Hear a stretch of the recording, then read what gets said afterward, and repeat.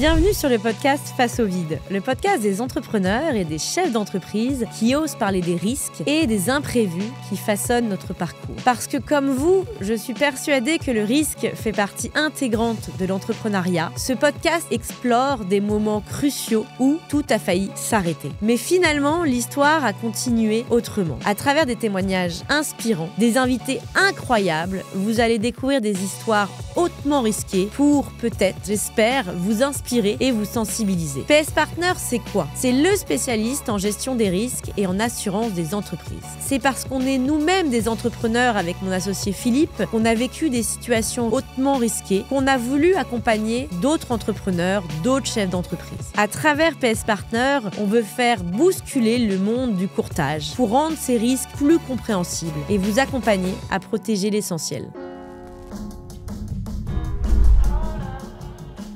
Aujourd'hui, j'ai l'honneur de recevoir Emery. Bienvenue Emery. Est-ce que tu peux te présenter? Qui es-tu? Salut, c'est Go, c'est moi qui suis honoré. Qui je suis? J'ai 44 ans, j'ai deux grandes filles qui ont 15 ans et 12 ans. Et voilà, je suis entrepreneur depuis 6 ans. Et puis avant, j'ai passé 18 ans dans une seule boîte, qui est la Société Générale, et dont on va un peu parler aujourd'hui.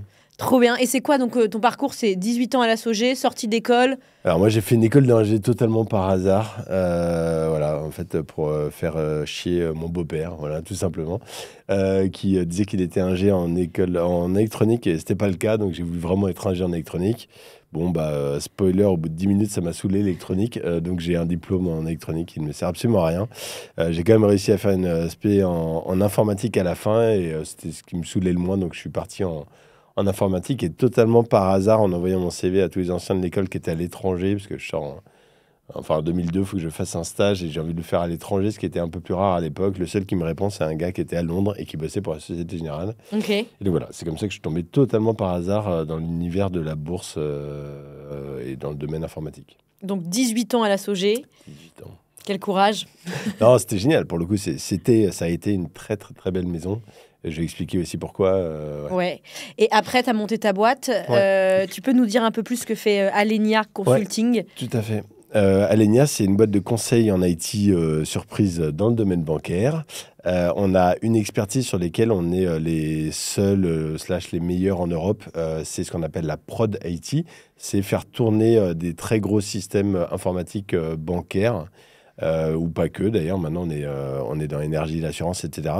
Mais sans incident, le plus souplement et en répondant aux besoins utilisateurs, globalement. Okay. Donc ça, c'est notre expertise de cœur. Puis après, on a une boîte un peu spéciale. On a un peu disrupté le modèle parce qu'on n'a pas de commerciaux. On a 0 commerciaux. Ça, c'est incroyable. On n'a pas de recruteurs, ou on n'a pas de recruteurs en interne. Donc pas de RH? On n'a pas de RH, Okay. tout à fait. On a une culture qui n'est pas on n'est pas une entreprise libérée, mais on est l'étape juste d'avant. Donc on a beaucoup travaillé sur l'engagement collaborateur.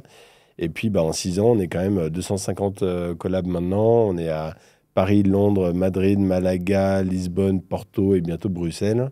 Donc voilà, c'est une aventure assez incroyable. Mais alors attends, comment tu fais, surtout dans ton monde, on va dire des ESN ou du consulting, pour croître sans avoir de commerciaux? Enfin, moi qui suis quand même une adepte de ces sujets-là, sans commerciaux et sans recruteurs, qui est quand même le nerf de la guerre dans les ESN. C'est quoi ta recette magique? C'est justement d'avoir tout misé sur l'engagement collaborateur? Ouais, à fond, ça clairement, tout à fait. Alors déjà, je pense une des recettes miracles, c'est de faire différemment. En fait, aujourd'hui, le marché, il est ultra mature. Donc si tu fais la même chose que les prédécesseurs, peut-être que ça peut marchouiller, mais ça ne sera pas un banger. Donc on a essayé de faire les choses très différemment. Moi, quand je suis sorti, pendant 18 ans, j'ai été client de ces sociétés de conseil. Donc aujourd'hui, j'essaie de répondre à tous les problèmes, tous les besoins que les sociétés de conseil ne répondaient pas. Et donc, typiquement, moi, je détestais avoir des commerciaux qui ne comprenaient rien à mon job. Et c'est malheureusement le cas souvent. En l'occurrence, ils ne comprenaient pas ni mon activité, ça ne les intéressait pas, etc. Donc, en fait, ce qu'on fait, c'est qu'on fait grandir nos collabs sur des dimensions commerciales. Mais leur job principal, c'est leur mission. Et en fait, ils ont envie, parce que c'est aussi leur boîte, très clairement. On a des super verbatim où c'est leur bébé, c'est leur boîte. Et donc, y en a qui ont envie d'aller vendre. Et puis, on les intéresse, bien sûr. Ils ont des incentives là-dessus, à aller vendre nos services, globalement nos offres. Donc, en fait, chaque collaborateur est un peu un commercial chez toi. Complètement, exactement. Et un recruteur. Voilà. Parce qu'il va faire de la cooptation. Exactement, tout à fait. Puis après, il y a plein d'autres dimensions sur l'animation interne, etc. On a vraiment, au total, on est donc 250 et on a moins de 5 personnes en fonction ressources. Donc voilà, Wow. tout le reste est géré vraiment en interne, en transversal, par l'engagement collaborateur. C'est beau. Et tu n'as jamais levé de fonds. Tu fais partie, Jamais. comme moi, du Tout à club Bootstrap. Coucou les copains. Ça a été voulu, subi. Parce qu'en 6 ans, du coup, tu fais... je ne sais pas si je peux dire ton chiffre d'affaires, mais Si, tout à fait. 25 millions de chiffre Ouais, d'affaires, c'est ça. c'est assez impressionnant. Mais tu n'as jamais levé de fonds. Non, on n'a jamais levé de fonds. Donc, avec les deux associés. Alors, déjà, je me souviens d'une discussion d'ailleurs dans le club où je pense que dans le conseil, hein, c'est moins une évidence que dans le SaaS ou dans d'autres métiers, globalement. Il faut être rentable. Enfin, si tu n'es pas rentable les premières années, c'est qu'il y a un problème, il y a un sujet.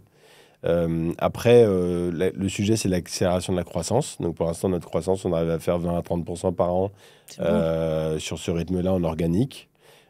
Et après, le sujet, c'est potentiellement sur de l'acquisition externe. Donc voilà, et il y a potentiellement d'autres outils pour faire ça. On peut emprunter, justement, c'est l'avantage quand on est rentable. Mais en tout cas, on est arrivé jusque-là sans. On ne se ferme pas les portes dans quelques années. Mais ce qu'on voulait, c'était avoir la latitude pour créer quelque chose de différent. Et pour prouver que notre modèle différent, il fonctionnait dans le temps. En fait, Voilà. tu voulais un business model qui fonctionne et donc Tout à c'était fait. complètement voulu de ne pas lever de fonds. Et Après, c'est vrai qu'il y a des secteurs qui s'apprêtent plus que d'autres fait. parce qu'il n'y avait pas besoin initialement d'une grande tech. On va passer à un autre sujet, moi, qui m'intéresse. Donc, tu as passé 18 ans à la Société Générale. Il me semble que tu as même travaillé avec Jérôme Kerviel. Tu as été cité dans son livre, si je dis pas de Ouais. bêtises. Tu m'en parles. Ouais, on a une dédicace avec mon équipe en page 17 de son livre, qui est un livre intéressant parce qu'il l'a publié seulement 1 an après que la fraude soit révélée. Et donc, Tu nous refais le contexte ouais, de la je vous refais fraude. le contexte. Ouais, tout à fait. Il y en a... Donc alors, on est dans le métier déjà de la bourse, ça s'appelle les capitaux de marché, capital market, voilà. On est à la Société Générale entre fin 2007 et début 2008. Ce qu'il faut savoir à l'époque, et c'est assez peu connu, mais Société Générale est à l'époque le 2e champion au monde sur cette activité qui est très très pointue en termes de finance et d'IT. Les numéros 1, c'est Goldman Sachs, pour donner la ref. Et donc, on est un fleuron mondial sur le sujet. Et ça veut dire quoi? Ça veut dire qu'on avait les meilleurs traders et les meilleurs informaticiens au monde sur ce sujet-là. Bon, c'est aussi, pour ceux qui ont vu les films, etc., c'est un monde particulier, le monde de la bourse, surtout à l'époque. Donc, les caricatures qu'on pouvait voir... Le Loup de Wall Street, voilà. c'est... Ouais, alors c'est Moi, j'adore ce film. différent. Ouais, Moi, je pense à ça quand tu me dis que tu étais la Sogé. C'est vrai. Alors, Wall Street est un peu plus proche de la réalité, mais il y a d'autres films qui sont plus proches, on va dire. Mais globalement, j'ai jamais vu de lancer de nains, etc. Ouais. Mais en tout cas, on va dire que l'adrénaline, la pression, et puis aussi des personnalités très clivantes, ça, c'était clairement notre quotidien. Donc, on est dans un métier ultra rentable à l'époque. Okay. Je crois que juste la banque d'investissement à l'époque, ça sort 3 milliards de bénéfices par an. Wow. Voilà, donc c'est colossal. Avec les meilleurs gens du monde. Enfin, avec les meilleures personnes. Ouais, avec les meilleurs. Et on est dans un truc où on pense vraiment que ça durera éternellement, globalement. Donc, c'est un environnement particulier où tout va très, très vite. Et la moindre seconde, parce qu'on parle même, il y a du trading sur lequel on va parler de milli ou de microsecondes en termes de performance. Et donc, le moindre interruption va générer des milliers ou des millions d'euros de pertes. Donc, c'est ce genre de choses. Et à l'époque, on est... globalement, on n'a pas le temps de sécuriser. Toute l'énergie, l'argent, le temps de cerveau est consacré à faire de la croissance, gagner des parts de marché, créer des nouveaux produits, etc. Donc, on est très loin, en tout cas, d'une culture où on est vraiment à l'écoute des risques. On est dans une structure ultra pyramidale où le trader est un dieu. Voilà. À l'époque, la structure de l'ensemble des activités de capitaux de marché, je pense que ça doit être autour de 3000 personnes, mais il y a 200 traders. Et ces 200 traders-là, c'est des dieux sur Terre. Tout ce qu'ils disent est vérité et on ferme tous notre bouche. Et le process de sélection, parce que c'est comme c'est les meilleurs du monde, est complexe, je suppose, pour entrer à la Sogé. Ça, c'est un très bon point. Donc, à l'époque, normalement, tu ne peux accéder à ces fonctions-là que si tu as fait l'X. L'ENA, l'X. Alors, plutôt central. C'est des fonctions très, très mathématiques. Donc, il faut un cerveau ultra analytique avoir Donc, tu as très 200 fin. polytechniciens qui sont à la SOG. Alors, en l'occurrence, tu en as 199, presque, je vais caricaturer, et il y en a un qui a été promu des autres fonctions, donc en dessous du front office, donc des traders. Donc au front office, il y a les traders et les commerciaux, les sales, voilà. Et en dessous, il y a les fonctions de contrôle qu'on va appeler middle et back office. Ces gens-là sont chargés de contrôler, valider, gérer les paiements, les réconciliations, etc. Et puis en dessous, et puis après, il y a l'IT et la compta. Ok. Je caricature, mais c'est important pour l'histoire. Pourquoi ? Parce que Jérôme, il sort d'une sombre école de commerce de Rouen en 3e division, pas du tout 1 sur les polytechnique. 200, c'est... Ok. C'est lui qui est dedans. Bon, et donc, il arrive plutôt en middle office, globalement. Donc, il a tous les accès au système pour contrôler et valider les opérations. Et il se trouve qu'il était particulièrement bon, et donc il est promu dans les équipes de trading. Ok, Et donc il c'était devient très trader. rare. À l'époque, il devient trader. C'est très rare, hein. Pour le coup, c'est vraiment Une exception, rarement le quoi. cas. C'est une exception. Et il est promu dans une équipe de trading qui n'est pas la ligue majeure, hein. C'est Ok. plutôt ce qui est Parce en qu'il y a bas des de l'échelle. sous-qualifications. Ah oui, bien sûr. Ok, d'accord. Ah, C'est... il y a des qualifications, et puis il y a les rockstars. On parlera d'une rockstar après, hein, pour le coup. Mais lui, c'est pas du tout ça. On est plutôt tout en bas de l'échelle alimentaire des traders. Donc lui, il va faire partie d'une équipe qui s'appelle Delta One. Et Delta One, globalement, c'est une formule grecque, enfin un calcul grec, pour expliquer qu'en gros, le risque est à 0. Ce qui est assez ironique, vu ce dont on va parler après. Mais globalement, pour expliquer l'activité de cette équipe, c'est important. Tu arrives le matin et tu n'as aucune position. Donc, c'est-à-dire que tu n'as aucun encours en termes d'action ou de produits. Voilà. Tu vas acheter dans la journée et tu vas tout revendre. Ok. Donc, le principe, c'est peu de risques. On fait ce qu'on appelle de l'intraday. Donc, on va acheter et vendre dans la même journée les produits. Et donc, le soir, toutes les positions sont à 0. Ok, Voilà. donc c'est une activité peu risquée du Peu trading. risqué, ça génère du flux, de l'activité de marché, puis tu as quand même un peu de revenus si tu es doué, etc. Voilà, globalement, c'est ça le principe. Il se trouve que, il y a un usage à l'époque, qui est évidemment ni communiqué ni quoi que ce soit, mais bon voilà, on est quand même dans une culture de la gagne, hein, à 12 000, et Jérôme va suivre l'exemple de ses petits copains, parce que ses petits copains le faisaient aussi, mais régulièrement, il va commencer à prendre des positions, donc à garder des positions une nuit, une deuxième nuit, etc. Alors sur que quelques c'était jours. pas dans... Alors qu'il que n'était le pas dans mandat de l'équipe. l'équipe, c'est pas ça. Le mandat de l'équipe, Mais- c'est... Voilà. Personne contrôle. Alors, c'est là où tout ça est assez compliqué. Donc, comme j'ai dit, en termes de culture, on n'a vraiment pas du tout une culture de risque. Absolument pas. 2, le fait qu'il ait été avant côté middle office, il a gardé tous les accès, Ah ouais, ça, donc je les savais pas. logins et les passwords, qui permettaient de valider, contrôler, voire modifier ce qui saisissait. Donc, normalement, il y a une fonction trading qui est ensuite contrôlée à différentes étapes. Et donc lui, en du fait, truc. il s'autocontrôlait. Il s'autocontrôlait. Ouais, ok. Et voire il modifiait, et il crée des opérations fictives. Je vais expliquer quand même aussi le contexte, parce qu'après, c'est vrai que les chiffres semblent totalement hallucinants. Et moi, ils m'ont fait, enfin, comme tout le monde qui arrivait dans ce monde-là, c'était hallucinant. Moi, j'arrive donc, comme je disais, en 2002. Et moi, dès le premier jour, je suis choqué, mais comme tout nouvel arrivant, je vois passer tous les jours des transactions qui font 100 millions, 500 millions, 1 milliard, 10 milliards d'euros. Une transaction. Ouais, une transaction. Sachant que dans mes systèmes, il Mais en c'est passe... quoi qu'une transaction Voilà. d'un milliard? C'est Donc, il en passe 200 000 par jour, des transactions comme ça. tous les D'accord ? traders, ça a 200 000 Voilà, transactions. globalement, il y a à peu près 200 000 transactions par jour à l'époque. Alors, voilà, plus ou moins, mais on est sur cette ordre de grandeur-là. Mais sauf que, évidemment, et donc pour donner un autre ordre de grandeur qui va permettre de relativiser, le CAC 40 à l'époque, c'est un maximum de 1 à 3 milliards d'euros qui est échangé dans la journée. Ok. Donc on voit bien que c'est pas possible d'avoir des deals de 100 000 milliards dans la journée, tu vois.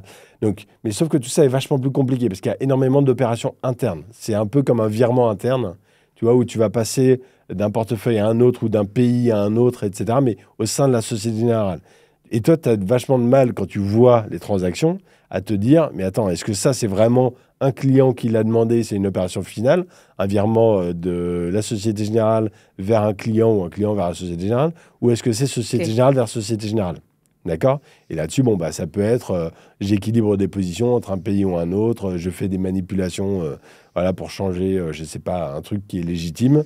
Mais voilà, donc ça, tu sais pas. Tu vois juste passer. Et en fait, la réaction humaine, c'est qu'au bout d'un jour, 2 jours, 3 jours, tu vois passer tellement de zéros Que tu fais plus oublies. gaffe. Voilà, exactement. Et pour expliquer aussi à quel point le niveau de risque n'était pas du tout un sujet à l'époque, donc moi, dans mes équipes de support IT, tout le monde faisait des boulettes. Donc des boulettes, ça veut dire quoi? C'est on avait totalement l'accès en modification ou en suppression des données dans les bases de données. Et ça, régulièrement, autour de nous, il y avait quelqu'un qui se gourait et qui supprimait totalement la base de données des transactions. C'est flippant, c'est hallucinant. Aujourd'hui, c'est inimaginable. Mais à l'époque, c'était comme ça. Et en fait, tout reposait sur la responsabilisation des individus et sur l'expertise. Mais personne va... je veux dire, il n'y a pas de warning quand tu as des données qui sont supprimées. Alors, on s'en n'est pas en aperçoit, 1950, 2000. on restaure, on tape gentiment sur les doigts de la personne en disant fais gaffe, voilà. Mais à l'époque, c'est totalement accepté. Et on a même un budget alloué à l'argent perdu à cause de ça. Pour te dire, et à l'époque... C'est-à-dire à l'époque, mon voisin, il fait perdre à la banque, ça, tu le sais quelques jours après, parce qu'il faut le temps de compter ce qui a été perdu, mais il fait perdre 1 million d'euros, et on lui dit, c'est pas cool. À l'époque, il y a plusieurs millions, voire dizaines de millions d'euros, qui sont mis de côté en disant, ça, c'est pour les boulettes de l'IT. Mais c'est normal, c'est OK. Ah ouais. On gagne tellement d'argent. Qu'il y a des millions qui étaient exactement. perdus. C'est un niveau de risque à accepter. Pourquoi aussi? Donc le niveau de risque était très élevé. Parce qu'il y avait, ça gérait énormément d'argent. C'est aussi parce qu'on pensait qu'il y avait 2 risques. Un, de se faire distancier par Goldman, etc. Donc il faut courir plus vite, il ne faut pas courir plus secure. Et 2, on pensait que le risque, s'il y avait un risque qu'aujourd'hui on appellerait cyber, à l'époque on n'appelait pas ça, ça n'existe même pas. Ça aurait été plutôt de l'extérieur vers l'intérieur. Personne ne pensait qu'il pouvait y avoir un risque interne, globalement. Parce qu'il y avait déjà quand même quelques histoires mais c'était plus des attaques de l'extérieur. Et ça, on était à peu près sécurisé là-dessus. Le sujet, c'était le risque interne, et ça, personne n'avait vu venir. Okay, donc, dans tout ce contexte-là, Jérôme, il va faire quoi? Donc, il va... alors déjà, si on regarde juste le profil psychologique, on a dit, c'est vraiment quelqu'un qui... d'ailleurs, le film sur Carvel s'appelle L'Outsider. Il est assez bien nommé, parce que c'est un outsider qui va rentrer dans le big game. Et lui, il a une vraie blessure profonde où il veut rejoindre l'élite, il veut prouver à tout le monde qu'il est au niveau de cette élite-là. Okay. Donc, je pense que j'ai expliqué, c'est le dernier des 200 traders. Quoi. C'est le dernier des 200 traders, il est dans une équipe pas risquée et il commence à prendre position et détourner un peu les règles parce que comme il est passé au back-office, il a les accès, pour résumer. Il joue avec les règles comme ses petits copains le font de temps en temps, etc. Okay. Sauf que lui, il va le faire à une autre échelle, à une échelle délirante. C'est-à-dire qu'eux le font à quelle échelle pour donner un... Ouais, si tu vas garder quelques pauses de 1, 2, 3 millions, peut-être si tu vas gros... Ça, c'est fine, parce que comme tu dis, c'est comme les boulettes, c'est OK. Et puis en plus, ils revendent au bout de quelques jours. C'est une histoire de 1 jour, 2 jours, 3 jours. Donc ça se voit même pas. Jérôme, il va faire quelque chose de très différent. Il va jouer avec les zéros. Et il va accumuler des positions. Parce que les autres de l'équipe, ils n'ont pas les accès middle office. Ils ne peuvent pas garder aussi longtemps en manipulant parce que lui, il a créé beaucoup d'opérations fictives qui disent j'achète 100 millions, mais je les revends. Alors qu'il ne les revend pas. Donc il achète, mais il ne les revend pas. C'est une fausse opération quand il dit qu'il les revend. Voilà. Mais ça, comptablement, c'est un peu difficile à voir. Tu le vois qu'au bout d'un moment. Et dans les fonctions contrôle, tu le vois qu'au bout d'un moment. Quand tu fais des rapprochements avec l'extérieur. Mais il joue avec combien? Et voilà. Et donc il va aller jusqu'à jouer avec 50 milliards d'euros. Donc 50 milliards. Donc là, personne ne peut vraiment complètement comprendre c'est quoi 50 milliards, donc je vais vous donner un peu la mesure. À l'époque, donc en 2008, la capitalisation totale de Société Générale, donc ce que vaut tout le groupe Société Générale, y compris l'immobilier, les actifs financiers, tout ce qu'on veut, ça vaut autour de 30 milliards d'euros. Donc ça veut dire que le dernier des traders d'une seule activité d'une banque mondiale qui comprend 120 000 personnes est en train de jouer avec quasiment 2 fois la valeur de tout le groupe bancaire.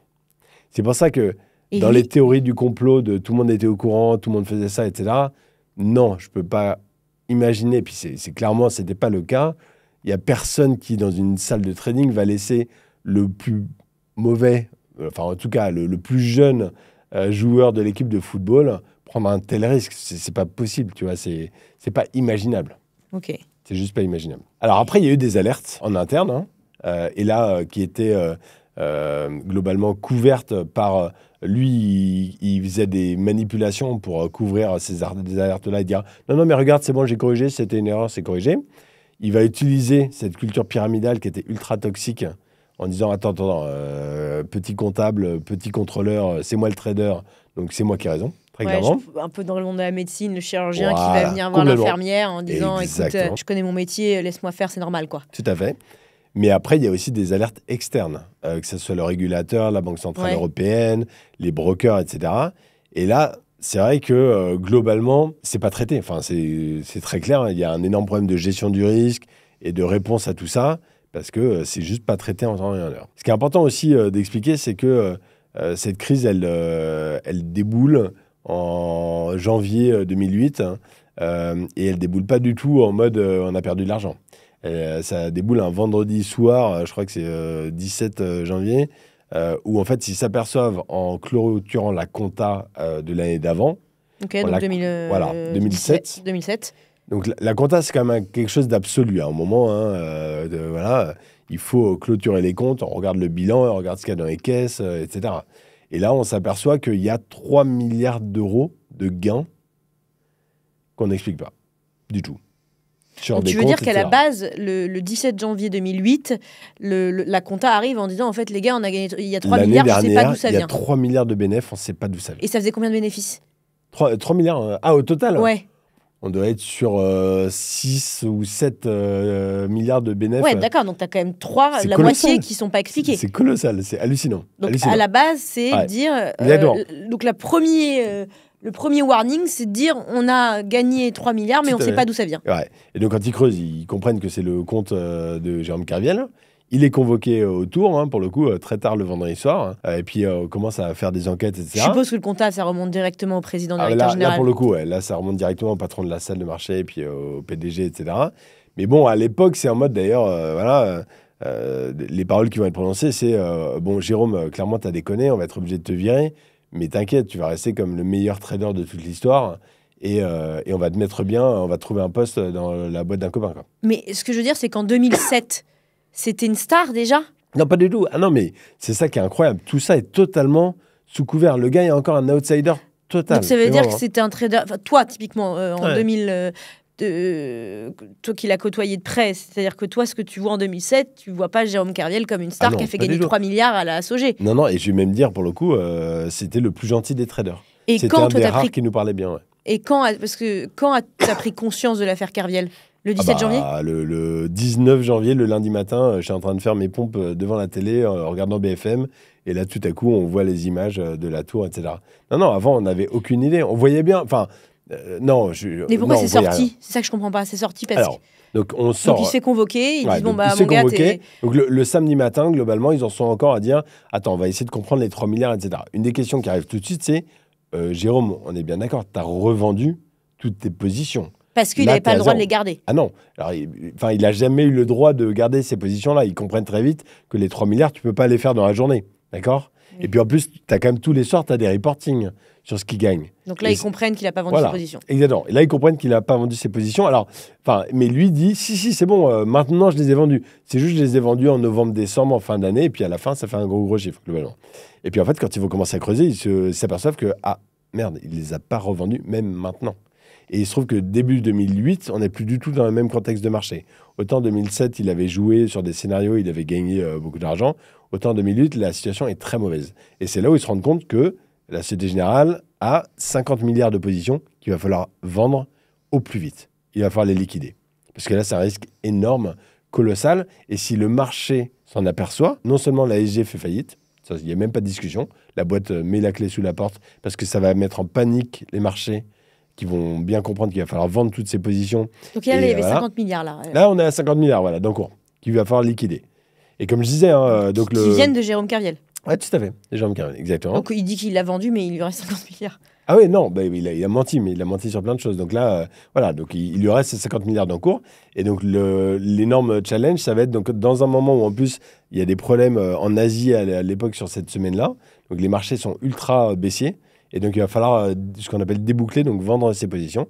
Et c'est, donc, on parlait de outsider versus rockstar. Donc, c'est une rockstar qui s'appelle Maxime Kahn, qui était vraiment le meilleur des traders de la Société Générale, qui va être chargé de vendre un maximum de positions avant que le marché s'en aperçoive. Et c'est ce qu'il va faire entre le lundi et le jeudi. Et c'est en solde de tout compte où on va se rendre compte que, pour le coup, là, il y a une perte de 4,8 milliards d'euros. Donc, la perte, elle vient seulement à la fin de la semaine. Et c'est là où, du coup, c'est le jeudi d'ailleurs, où la news sort globalement dans les journaux. Parce que, du coup, il y a eu 4 milliards qui... Alors déjà, ça commence à se voir sur les marchés qu'on liquide autant. Il y a quand même plein de gens qui se posent des questions. Mais qu'est-ce qui se passe? Pourquoi les volumes, ils s'affolent comme ça?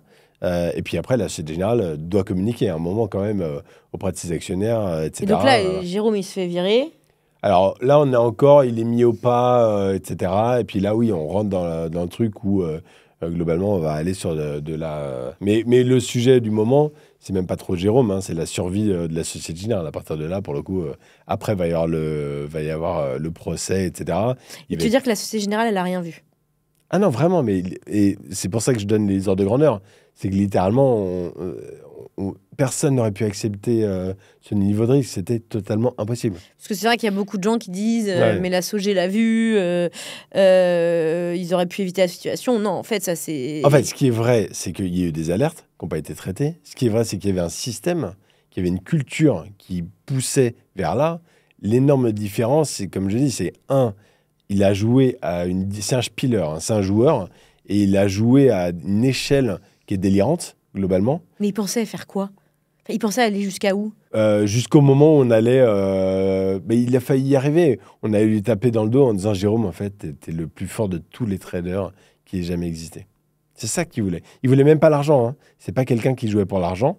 Il jouait pour la reconnaissance. Pour devenir un Maxime Kahn. Exactement, pour devenir Maxime Kahn. Et les autres traders, typiquement un Maxime Kahn, etc., ne voyaient pas l'encours de ses positions. Enfin, non, c'est ça le truc. C'est parce que ils n'avaient pas conscience, tu veux dire. Non, et comme ils couvraient, ils faisaient des fausses opérations qui annulaient les vraies opérations, du coup, ça se voyait pas. Ok, c'est dingue cette histoire. Ouais. Et donc pour toi, il n'était pas drivé par l'argent, il était vraiment Non. drivé pour devenir le boss, quoi. Complètement. Ouais, c'était vraiment la reconnaissance, voilà, le fait de devenir la personne qu'il aurait voulu qu'on voit en lui. Ouais. Et ça, c'est du coup l'histoire éclate. L'histoire éclate et là, tout change quoi, pour le coup. En effet, je pense que si on revient sur le sujet des risques, là, il y a un risque. Il y a deux risques qui sont intéressants encore à mettre en lumière. Trois d'ailleurs. Le premier, c'est tout ça n'a été possible que parce qu'il prenait jamais de vacances. Ça, c'est super intéressant. Pour le coup, alors à l'époque, c'était totalement accepté. Hein, globalement, tu es hyper engagé dans ton job, etc. Parce que tout ça, il ne pouvait pas passer. Normalement, quand un trader part en vacances, il va passer son portefeuille, son book à son voisin. Tu veux dire qu'il n'a jamais pris de vacances? Il n'a jamais pris de vacances sur, je ne sais plus, les 2 ou 3 années sur lesquelles il a joué. Voilà. Et voire même le week-end, il revenait autour, etc. Et c'était fine. etc. Donc en fait, ta personne... Ouais, c'est super. Tu te rends compte à quel point il est engagé. C'est génial. Tu vois, Ok. ses chefs, ils voient ça plutôt d'un bon oeil. Donc, premier, ok. Donc ça, le premier Possible truc, parce voilà. qu'il n'a jamais pris de vacances. Exactement, parce que sinon, ça se serait vu. Voilà. Deuxième truc, c'est, je pense, il y a un risque qui est intéressant qui est sur la gestion de crise.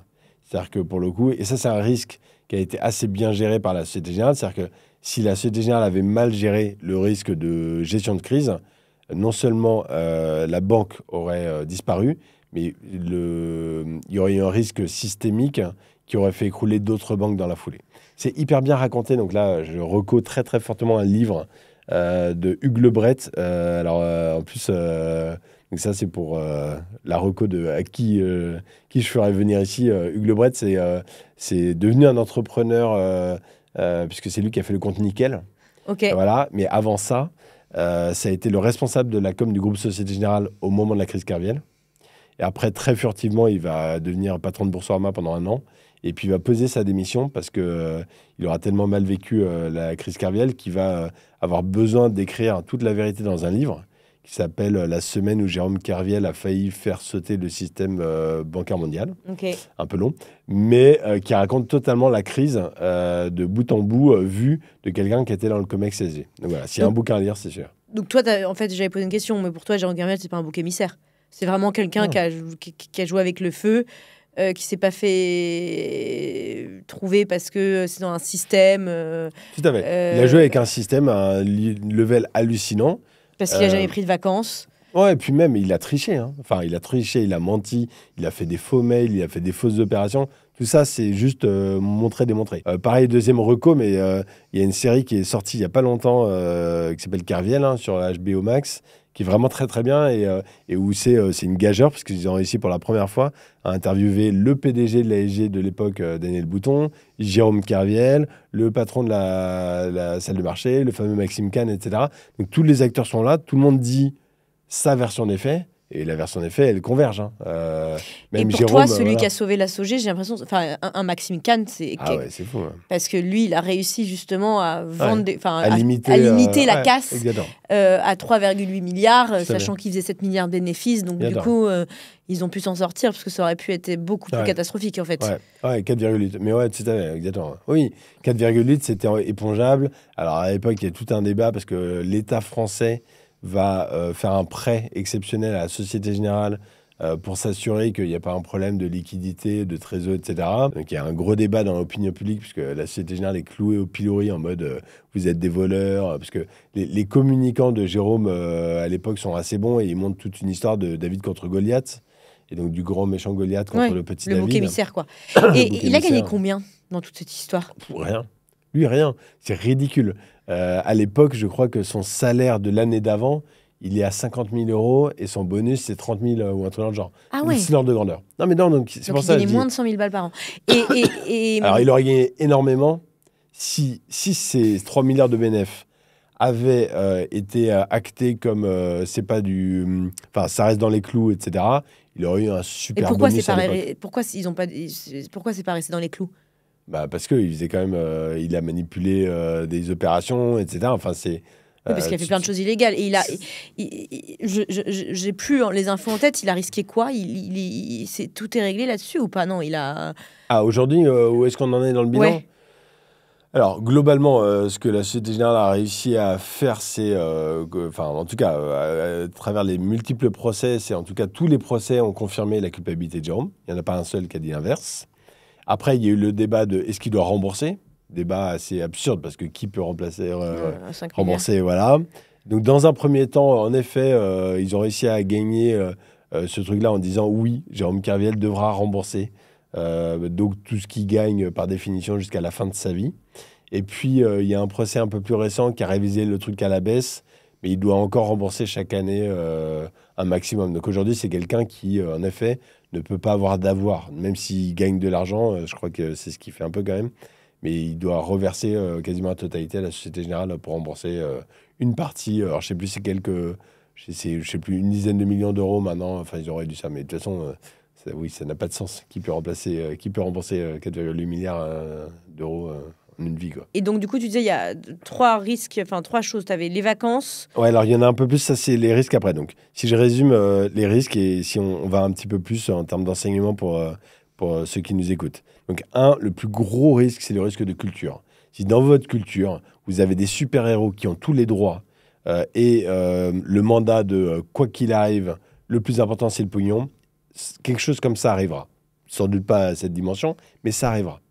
Ils vont jouer avec les règles, ils vont jouer avec les risques, et ça arrivera. Donc, la culture est fondamentale. Et d'ailleurs, ça a été la première banque au monde, du coup, post-Kerviel, à changer cette culture-là, pour le coup. Et alors qu'aujourd'hui, il y a encore des banques d'investissement sur lesquelles le trader est ultra, ultra puissant. Le deuxième point, c'est la gestion des accès, comme on disait, des logins et des passwords. Si une même personne peut émettre un virement et le valider et le contrôler, vous n'avez plus la main sur votre compte en banque d'entreprise. Voilà, si on le décline... Ça me fait penser un peu à l'histoire d'Oussama. Exactement. C'est assez proche de ça. Hein, quand tu dis le super-héros... Exactement. Tout à fait. Troisièmement, on a parlé des vacances. Donc, c'est assez rigolo parce que la règle, ça s'appelle encore la règle Kerviel à la Société Générale. C'est il y a ce qu'on appelle des blocs leave, des vacances où tu ne peux pas prendre moins de, 2 semaines de bout en bout de vacances chaque année. C'est hyper flagrant. Mais en fait, prendre des vacances, c'est là où effectivement tu peux découvrir les escrocs. Et quelqu'un qui refuse, c'est un signal. Ouais, c'est un signal faible. Ouais, parce que, ok. Donc ça, c'est intéressant. Il y a, donc on disait, la gestion des alertes et la culture du risque. Ça, pour le coup, comment est-ce que dans votre boîte, vous identifiez les alertes ? Est-ce que vous êtes à l'écoute ? Est-ce que vous avez des indicateurs de risque ? Est-ce que vous connaissez vos risques, tout simplement ? Donc ça, c'est des acteurs spécialisés sur lesquels on peut s'appuyer. Il y a la gestion de crise, comme je disais, pour le coup. Alors, ça, en plus, c'est un des sujets sur lesquels nous, on est très, très bon dans ma boîte. Mais ça s'apprend, la gestion de crise. C'est pas du jour au lendemain qu'on peut gérer ça. Et dans tes podcasts, tu le racontes assez bien. Donc ça s'entraîne, ça se travaille. Et toi, tu dirais l'affaire Kerviel, parce que c'est vrai que c'est hyper intéressant, les enseignements qu'on peut appliquer dans l'entrepreneuriat. Ça a eu quel impact? Parce que tu es resté jusqu'à quand à la SOG? 2018. Donc tu es resté 2019. Après l'affaire Kerviel, tu es resté, sûr, etc. longtemps, Donc c'est tu as vrai. vu tout l'après, la transformation de la culture, tout à fait, ouais. ce que tu dis sur le fait que maintenant les... Donc j'allais te poser une question, c'est aujourd'hui, ça pourrait exister une affaire comme ça Non, encore? alors, à la SOG, pour le coup, je peux signer avec mon sang, c'est impossible, tout à fait. Parce que tous ces risques-là ont été pris. Et en plus, aujourd'hui, je pense que c'est peut-être la banque au monde que je connaisse qui est la plus sécure en termes de risque, IT en tout cas. Ouais, ils ont appris, quoi. Ah ouais, voilà. Et toi, ça a eu un impact sur ta propre gestion de risque dans ta boîte, typiquement, qu'est-ce que tu as appliqué qui te permettent, enfin en tout cas que tu trouves qui sont un peu un héritage de ce que tu as vu à la SOG avec Kerviel? Ouais, alors déjà, cette crise-là, moi, très perso, elle a eu un impact mais colossal. Moi, j'ai fait un burn-out suite à ça, j'ai pris 20 kilos. Ah ouais? Ouais, tout à fait. Et pourquoi? Enfin, désolé, mais Non, mais ça a été un enfer sur Terre. Donc déjà, on était tous des golden boys. Avec un ego de fou, etc. Même si, tu vois, j'étais en bas de l'échelle alimentaire, mais quand même, on était dans un monde hyper golden, shiny, etc. Et tout à coup, on se faisait cracher dessus par tout le monde. Tous les soirs, il y avait BFM en bas qui essayait de t'interviewer. Tu avais évidemment... Même toi, hein. Mais ouais, bien sûr, tout à fait. Nous, on a eu la police financière, judiciaire, qui vient dans les bureaux. Et puis voilà. ils doivent flipper, en fait. Mais de fou, Parce qu'en fait, ceux qui ont fait des boulettes, là, qui étaient tolérés, oui, bien sûr, tout à ils fait. doivent se dire... Ouais, tu sais pas, parce que tu fais des choses toute la journée. Tu sais bien qu'il y a des choses que tu fais, c'est pas génial, mais qui étaient acceptées, mais qui sont plus acceptées post... tout à fait. Et là, tout à coup, tu fais la même chose que tu fais tous les jours. Tu as un policier derrière toi qui commence à regarder vraiment ce que tu fais, etc., pour comprendre et pour jauger si globalement c'est normal, etc. Tu dois signer des documents que tu comprends pas totalement. Il y a clairement un procès qui va arriver, tu sais pas si tu vas être dedans, etc. Enfin, c'est vraiment flippant. Bon, après, en plus, j'ai moi des facteurs perso additionnels sur le moment, mais c'est un moment où notre vie, elle explose totalement. Et d'ailleurs, le programme de rémédiation qui va être lancé pour répondre à tous les problèmes découverts, il s'appelait Fighting Back. Et on s'est vraiment mis en posture de, voilà, il faut qu'on combatte ce truc-là. C'est comme une agression, tu vois, très forte, mais qui venait de l'intérieur, pour le coup. Donc voilà. Et pour répondre à ta question, ça veut dire quoi aujourd'hui dans ma boîte, pour le coup? Donc la culture, y compris la culture du feedback, la culture de la remontée d'alerte, de la transparence, etc. Parce que si on avait écouté les gens, si on avait écouté les signaux faibles, il y a des choses qui comme tu seraient dis, si remontées. tu as compté le petit comptable... Exactement. En fait, tout le monde est égaux, quoi. Dans ta boîte, il n'y a pas y a pas de culture du super-héros qui est quand même... Dans les startups, il y en a quand même beaucoup qui sont là-dessus. Genre le super sales, etc., qui doit... Ouais, et des histoires sales comme ça, dans des startups, il y en a un paquet quand même. Hein. Le super sales qui a vendu pendant 6 mois, qu'il avait du lead 2 à mort, un carnet rempli, etc., et qui disparaît au bout de 6 mois, où tu poses sa dème, et là, tu te retrouves tout nu. Voilà, c'est aussi... c'est pas la même échelle, mais c'est un peu la même histoire. Donc, culture hyper importante. Ouais. Les gens prennent des vacances chez toi. Ah ouais, tout à fait, complètement. Y compris les 3 associés. En tout cas, on essaye. La gestion des accès, hein, pour le coup, hein, comme on disait, les login passwords hein, sur les systèmes, même quand on a une petite boîte, il faut avoir un système et un suivi. Puis après, le pilotage économique hein, aussi. Hein, le problème, c'est hallucinant, ça, pour le coup. C'est comme une énorme faute. Quand il y a seulement une fois par an à l'arrêté comptable annuel que tu te rends compte de la réalité de tes comptes, il y a quand même un gros problème pour le coup. Ouais. Et tu dis, c'est la responsabilité de qui, ça? Des experts comptables? De l'équipe financière? Oui, mais encore une fois... il y a tout le monde, en fait. Voilà, c'est une culture et c'est une responsabilité collective, tout à fait. Donc après, tu peux remonter jusqu'en haut. Et d'ailleurs, toute la chaîne hiérarchique s'est fait virer, hein, pour le coup, de Kerviel. Alors, ça a pris quelques années, hein, mais tout le monde s'est fait virer sur toute la chaîne hiérarchique. Ouais, parce que tu pourrais dire pourquoi le DAF il n'a pas fait un arrêté à mi-année sur des boîtes comme ça. C'est vrai que quand tu regardes. Il y avait des arrêtés trimestriels, etc. Il y avait même des arrêtés mensuels, hein, pour le coup, dans des grandes banques comme ça. Mais bon, il n'y en a aucun qui était vu de suffisamment près. Il y avait, à l'époque, on faisait des corrections comptables manuelles. Mais c'est vrai, il y a un peu ça aussi. C'est pas possible, attends, un genre de truc comme ça, c'est pas possible. Tu passes des pièces comptables. Et les pièces comptables, c'est les corrections manuelles en compta, etc. Et pareil, j'ai piloté l'IT pour la compta pendant longtemps, mais les pièces comptables, c'est là aussi. Hein, on passait des pièces de 10 millions, 100 millions, sans aucun problème. C'était hyper logique. Et parce qu'il y avait une culture de risque hyper forte. Tout à fait. Et puis on pensait que ça correspondait à quelque chose, tu vois. Putain, il y avait tellement d'erreurs dans les systèmes qu'à un moment, il fallait avancer. Et donc, tu fais confiance. Hyper intéressant. Et toi, est-ce que tu as eu ta boîte, elle est déjà passée à un fil? Est-ce qu'il y a eu des moments chauds? Pas à la Kerviel, parce que là... non, mais non, mais oui, il y a... alors on a quand même 2 moments chauds. Le premier, alors pour le coup, on est plus sur du risque opérationnel, du risque d'image. Donc nous, on a pas mal de nos collaborateurs qui sont en mission chez le client. Et on a une collab qui, plutôt pour des bonnes raisons, mais a voulu s'envoyer un document qui était très important pour la banque pour laquelle elle travaillait, pour le garder parce qu'elle sortait de mission. Et ça, c'est totalement interdit. Pourtant, on avait des guidelines qui étaient très clairs, etc.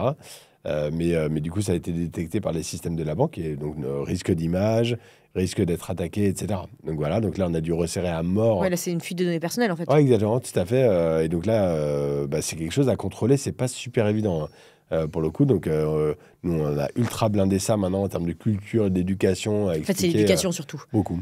Énormément, tout à fait. Et de la compréhension de ce que ça peut être, le risque. Et des conséquences. Parce qu'en fait, fondamentalement, elle n'avait pas totalement conscience de la gravité de ce qu'elle faisait. En plus, c'était une doc à laquelle elle avait largement contribué, tu vois, voire même qu'elle avait écrite. Donc, OK, on peut comprendre, mais non, en fait, ce que tu produis quand tu es chez le client, ça appartient au client. Et voilà, et non, tu n'as surtout pas à essayer de trouver une façon un peu détournée de t'envoyer le document. Non, c'est juste, c'est non. Et l'autre, c'est pour le coup en 2023, comme tout le monde des startups ou globalement le contexte économique s'est largement dégradé. Et on a mis 6 mois à se rendre compte que pour le coup, notre situation n'était pas bonne. Pourquoi ? Parce qu'on n'avait pas les bons indicateurs économiques, globalement. On n'avait pas le bon pilotage, donc on peut revenir sur quelque chose, ou pas assez fin. Et là, donc, du coup, depuis, on a beaucoup resserré les mailles pour avoir un pilotage qui est ultra fin. Tu m'avais parlé de cette période où en fait, vous avez mis 6 mois à vous rendre compte que... Un peu pareil, voilà, il a fallu l'arrêter de mi-année comptable pour se dire « Waouh, les chiffres sont vraiment pas bons ». Et donc, il faut qu'on relève le truc. Donc, on a réussi en fin d'année à bien relever la barre, etc. Donc, on n'est pas non plus passé à 2 doigts de la faillite, mais ça nous a fait peur, clairement. Et on a, du coup, pris les mesures qui étaient nécessaires. Et entre autres, des arrêtés comptables trimestriels très clairs et puis mensuels. Le truc, c'est qu'aussi, comme je disais, on a 4 filiales, on est 4 pays différents. La compta n'est pas la même, la gestion n'est pas la même. La consolidation des comptes, c'est pas aussi simple que ça. Et donc, voilà, il ne faut pas sous-estimer aussi ce truc-là. Tu as un risque qui t'empêche de dormir aujourd'hui ? Pas tant que ça. C'est 2 trucs. Bon, il y a la partie disruption de nos métiers avec l'IA, pour le coup. Mais honnêtement, ça m'excite à mort, pour le coup. Donc, c'est autant un risque qu'une opportunité. Mais quand même, pour le coup, je pense que moi, je suis vraiment dans un métier où, potentiellement, dans 2 à 5 ans, le game a totalement changé. Totalement changé. C'est un truc de fou. Et là, tous les jours, je vois des trucs très concrets. C'est pas des promesses, c'est des très concrets. La productivité elle va être multipliée par 3. Et personne ne sait ce que ça veut dire. C'est une opportunité pour des gens comme toi qui sont... Ouais. En fait, faut le prendre comme une opportunité. Exactement. Sur... typiquement... Ouais, tout à fait. Le deuxième risque hyper violent, puis en pleine actualité, c'est comme la géopolitique. Où là, pour le coup, tu vois, quand tu as une boîte européenne... Nous, on considère des ouvertures potentiellement au Canada, par exemple. Là, la partie géopolitique où, tu vois, il y a encore quelques temps, tu regardes, ça a un intérêt, ça peut avoir un impact à 2-3 ans. Là, tout à coup, ça devient Enfin, tu vois, c'est quand même un truc de fou, ce qui est en train de se passer. Et si tout à coup, tous les pays commencent à mettre des barrières, des taxes et mettre du 25 ou du 50% de barrières, voilà, là, ça change le game. Puis le contexte géopolitique fait que... les boîtes investissent moins, l'économie est moins florissante. Et même un exemple déjà avéré, on a des collabs russes, pour le coup, qui sont super, je les salue. Et on a quelques clients qui nous ont dit « Ah non, nous on ne prend pas de prestataires qui sont de nationalité russe. » Ok, d'accord. Enfin, tu vois, c'est violent. C'est violent, hein. Ah, c'est clair. Mais c'est comme si demain on disait « Bah non, on ne prend plus aucun collab américain parce qu'il y a Trump. » C'est choquant. C'est chaud, ouais. Et c'est quoi un peu avec toute ton expérience, à la fois avec ce que tu as vu avec la crise Kerviel de près, ton expérience d'entrepreneur, si tu devais donner des conseils justement à des entrepreneurs sur la gestion du risque, sur la résilience? Le premier, ce que je disais, c'est qu'il faut s'entraîner. Hein. Enfin, il faut le vivre. Parce que c'est pas un truc, on peut pas te l'apprendre à l'école. C'est-à-dire, il faut s'entraîner. Il faut trouver une façon d'aller tester, hein, c'est du test and learn, etc. Mais il faut prendre des risques et il faut regarder comment on répond quand la sortie elle est positive ou elle est négative.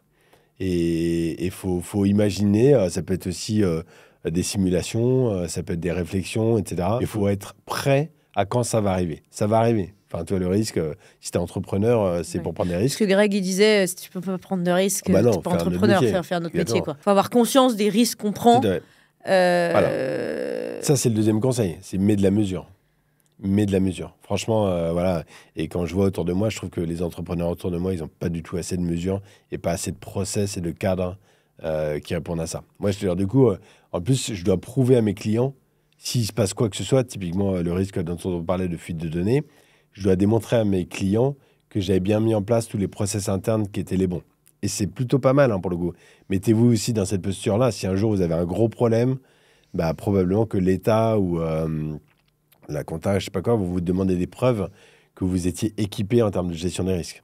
Donc ça, il faut le réfléchir. Et puis je pense qu'il y a un vrai sujet, c'est que aujourd'hui, un autre sujet, quand on parle de cyber attack, on se dit ça nous arrivera jamais, etc. Il y a un peu un sujet, et notamment dans l'entrepreneuriat, où on sent parfois ultra puissant, un peu les super-héros dont on parle. La réalité, c'est qu'il y a des boîtes qui se font attaquer tous les jours.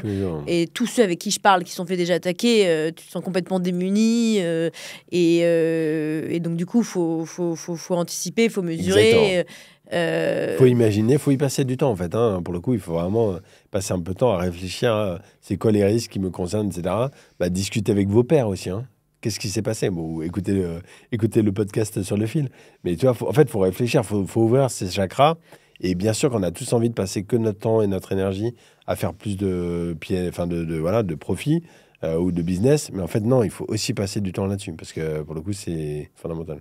Et c'est quoi les dernières questions un peu sur l'affaire Kerviel? Et puis après, on va se laisser. Mais c'est quoi les enseignements que toi, tu tires un peu Enfin, t'as fait un burn-out, ça a été ultra intense. Et c'est quoi les enseignements que tu tires sur cette crise-là? Je retiens, moi, le fait que quand même, il y a eu à la fois des sauveurs, celui qui a géré la gestion de crise, parce que du coup, ça aurait pu faire faillite, un Maxime, etc. Les histoires des vacances, des contrôles. Est-ce qu'il y a d'autres enseignements auxquels tu penses plus ou moins proche, mais que tu as pu appliquer ou que tu appliques pas, mais que tu... Ouais. Alors, dans ceux que j'ai pas encore cités, je dirais, il n'y a pas de petits maillons dans la chaîne. Ouais. Donc ça, c'est un peu ce qu'on disait, mais ça s'applique partout. Pour le coup, dans une boîte, il n'y a pas de petits rôles, il n'y a pas de petits maillons, il n'y a pas de petites personnes, tout le monde est important. Donc écouter tout le monde, légitimer tout le monde, voilà. Ça, c'est quand même super important, je trouve. Si on avait écouté tout le monde à la SOG, on n'en serait pas là. Non, jamais. Moi, il y avait un vrai sujet, et ça a été un gros game changer dans ma vie, où à l'époque, pour aussi m'aligner avec les ambitions délirantes de ce moment-là, dans cette boîte-là, émotionnellement, c'était une dinguerie. Hein. On bossait mais comme des malades mentaux, on avait une pression de fou. Les traders se comportaient très mal, il y avait une violence verbale. Ouais. Il y avait une pression qui était hallucinante. Et donc, la seule façon là-dessus, c'était de mettre des armures et de couvrir ses émotions. Donc ça, moi, ça a été... et c'est aussi la raison principale de mon burn-out. C'est pas juste cette histoire et la pression. C'est que, en fait, quand ce truc-là est arrivé dans ma vie et a déboulé, j'étais incapable d'en parler. Je ne pouvais pas en parler. Pour moi, c'était un tel choc, un tel trauma que je n'arrivais plus du tout à verbaliser. Et heureusement, c'est mon ex-femme qui, à un moment, assez violemment, m'a dit « Maintenant, tu parles ou je me casse ». Et heureusement, elle m'a sauvé la vie, hein, parce que je sais pas ce que j'aurais fait sinon, pour le coup. J'avais besoin d'arriver à en parler, mais j'avais tellement refoulé mes émotions que j'étais en incapacité de le faire à l'époque. Est-ce que tu as, du coup, j'allais dire, un prochain invité à me recommander qui a un peu une histoire folle à me raconter? Alors, je trouve que Hugues Lebret, quand j'y réfléchis, pour le coup, parce que pareil, pour ceux qui connaissent pas l'histoire du compte nickel, c'est génial quand même. Donc voilà, je crois qu'il est narc, je sais pas quoi, mais... il a un parcours de fou. Qui s'est fait racheter par la SOG d'ailleurs. Ah, je sais, tu crois? Ah, c'est possible. Ou la BNP, non pas la BNP. Ils Ouais, sont fait pas racheter, par la SG, ouais, je pense. ils sont fait racheter par la BNP. Parce que du coup, c'était pas un grand copain du PDG après Bouton. Du coup, Oudéa avait interdit à ce qu'il sorte son bouquin, du coup. Parce que bon, il disait toute la vérité, dont des choses qui n'étaient pas super. La SG n'avait pas super envie de communiquer dessus. Bref. Et donc, le compte Nickel, c'est quand même génial. C'est un compte que tu ouvres au bureau de tabac, y compris pour les gens qui sont interdits bancaires, hein, pour les populations à faible patrimoine. Et à partir de 0 €, quasiment pas de frais, etc. Et c'est une jolie histoire. Ils font plein de com en ce moment, etc. Voilà. Et il a monté d'autres projets entrepreneuriaux. Vraiment, je ne l'ai jamais rencontré, mais j'ai beaucoup de respect pour ce mec-là. Et puis, il a eu le courage de dire et d'assumer, de dire la vérité, je trouve, sur ce truc-là. Ok. C'est assez cool. Quand tu dis que tu as été cité par Kerviel dans son livre, la dernière chose, j'y pense. Pourquoi il dit quoi, page 17 ? Il met des copies d'écran de mon équipe, hein, globalement, qui renvoie un mail pour demander des explications sur ces corrections. Donc, il faisait des fausses opérations, avant le etc. 16 janvier. Évidemment, Et qui t'écoutait pas. Donc, nous, on demandait des informations parce qu'on trouvait ça bizarre, etc. Et puis, il démontre, il dit, voilà, vous voyez bien qu'ils étaient au courant. En fait, on n'est pas au courant, c'est juste qu'on pose des questions et puis après, il répond ce qu'il veut bien répondre et puis il te met de côté, il dit... Ouais, donc toi, dernier intéressant, c'est que toi, ton équipe, toi, j'aime pas dire ça, mais vous faisiez partie des petits gens qui justement ont fait des warnings et qui n'ont pas été écoutés parce que c'était le big boss, le super héros. Et donc du coup ça a été mis de côté. Et donc d'ailleurs c'est ça qu'il utilise en disant en fait tout le monde était au courant, en fait tout le monde n'était pas au courant. Non mais là, encore une fois, là où il a raison, c'est que des mails comme ça, on en a fait 100 000. Tu vois, on passait notre vie à regarder les problèmes de compta, les écarts de compta, etc. Mais en fait, tous les autres, c'était des vraies raisons, c'était pas des manipulations, des fausses transactions. Lui, en l'occurrence, c'était des faux. Tu vois, c'est la grosse diff. Et puis, encore une fois, on ne jouait pas avec les mêmes zéros. Lui, il jouait vraiment avec un volume hallucinant. Mais oui, là où il a raison, c'est que c'est quand même... on acceptait un niveau de risque hallucinant. Trop bien. Franchement, un grand merci, Emery. C'était passionnant. Moi, j'ai découvert un peu en live l'histoire. Merci beaucoup. Est-ce que tu as un petit mot de conclusion ? Non, franchement, c'est un métier passionnant aussi, pour le coup. Si ça vous intéresse, donc j'ai parlé de la série, j'ai parlé du bouquin. Et puis, il y a un film qui est super cool, pour le coup, pour découvrir vraiment la réalité, qui s'appelle Margin Call. Appel de marge, voilà, et avec un casting de ouf. Je me suis endormie devant. Ah mince. Parce que c'est très technique. C'est un peu technique. J'étais avec mon mari qui bosse en finance, lui qui est passionné de ça et tout, qui m'a aidé d'ailleurs à créer les questions et tout. Et c'est très très technique. C'est vrai, mais ça raconte, pour le coup, c'est pas une crise kervienne, mais on n'est pas loin. Ouais. Et ça raconte assez bien finalement ce qui peut se passer dans ce plus que le Loup de Wall Street, qui est génial, j'adore, etc. Mais qui est plus dans le folklore, quoi, pour le coup. Voilà. Ok, merci en tout cas, c'était hyper intéressant et à très vite. À très bientôt.